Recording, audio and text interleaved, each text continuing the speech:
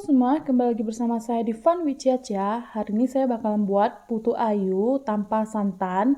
Kita menggunakan air kelapa yang segar. Di sini air kelapanya itu kita bisa minta atau beli kepada tukang kelapanya itu ya teman-teman. Ini bahan-bahannya juga sangat sederhana, gampang. Jadi kalau kalian penasaran dengan resep kali ini, jangan lupa ditonton sampai habis ya videonya.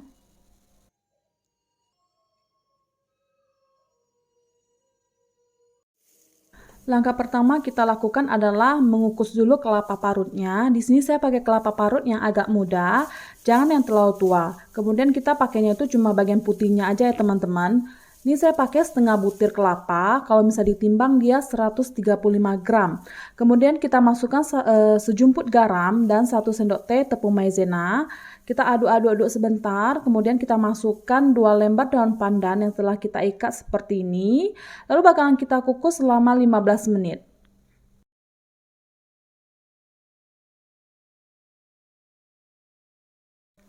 Sambil menunggu, ini bakalan saya olesin dulu cetakan putu ayunya menggunakan minyak goreng.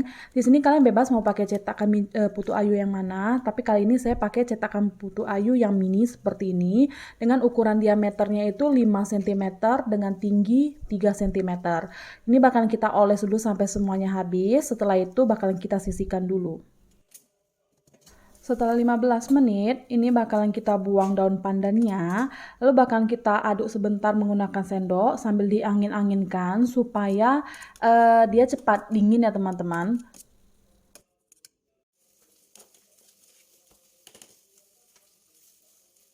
Kemudian kita ambil sedikit kelapa parutnya, baru kita tekan-tekan ke cetakan putunya. Kalian bisa sesuaikan aja kalian mau pakai seberapa banyak kelapa parutnya.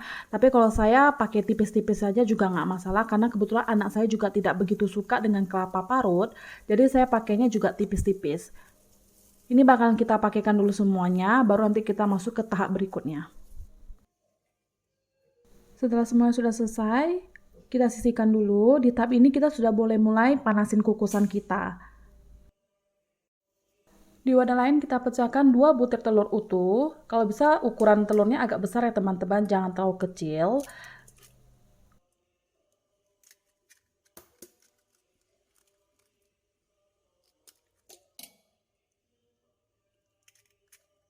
Setelah itu kita masukkan 200 gram gula pasir, 1 sendok teh SP, dan setengah sendok teh vanili bubuk. Ini bakalan kita mixer hingga kembang, baru kita lanjut ke tahap yang lain.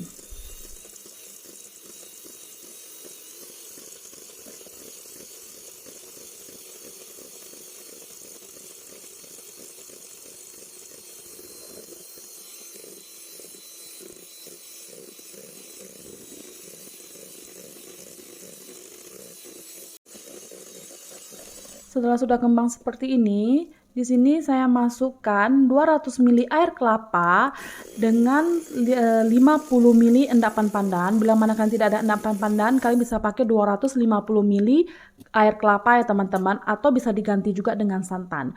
Kemudian kita masukkan 250 gram tepung terigu protein rendah. Baru kita mixer dengan kecepatan rendah saja sebentar aja, karena nanti bakal kita aduk lagi menggunakan spatula untuk memastikan bahwa tidak ada lagi tepung yang tidak tercampur dengan rata.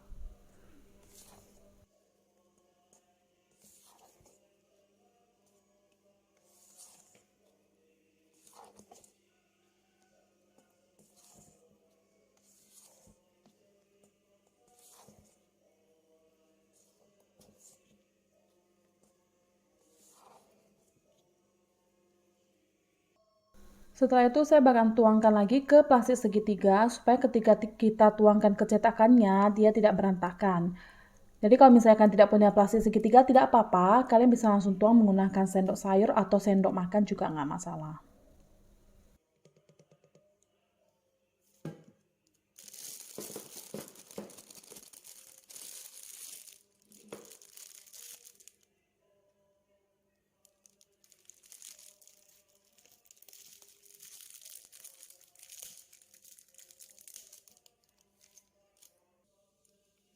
Kemudian kita tinggal tuang aja ke loyang cetakan kue putunya. Di sini kalian tidak perlu terlalu penuh, cukup sampai di batasnya aja juga nggak apa-apa. Kalau kalian mau lewat dari batasnya juga nggak masalah sih, cuma jangan sampai terlalu penuh karena takutnya nanti dia naik menjadi menyebabkan adonan itu tumpah nanti ya teman-teman. Dan ini bakalan kita tuang dulu semuanya, setelah itu bakalan kita kukus.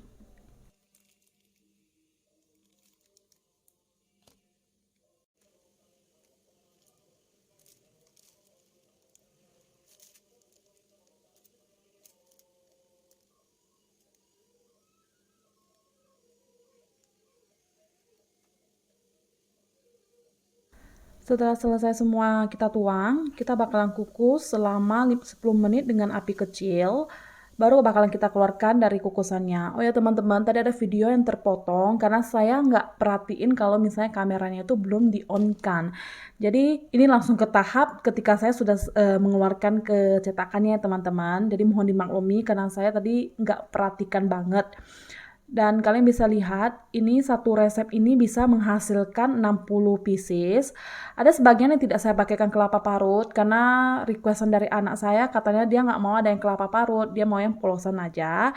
Jadi disesuaikan aja ya teman-teman.